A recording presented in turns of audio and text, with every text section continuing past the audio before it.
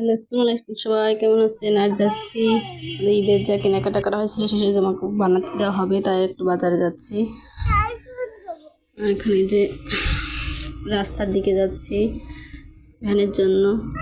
আর এই যে এখানে বানাতে দেওয়া হচ্ছিল পাঞ্জাবি, কিন্তু টাইম নাই বলে নিতে চাচ্ছিল না, বলছিল যা নেওয়ার তা নেওয়া হয়ে গেছে। পরে দোকান থেকে আমরা আর এক জায়গায় আসছিলাম সে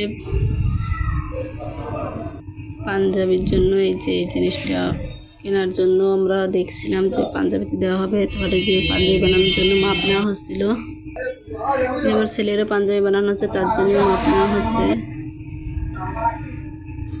তারপর ওই জায়গা থেকে আমরা যে আমার ছেলের জন্য একটা ঘড়ি কেনার তার এই ঘড়িটা কেনা হয়েছিল। পরে আমার এই জামাটা বানাতে দেওয়া হয়েছিল, এই জামাটার মাপ দেওয়া ছিল।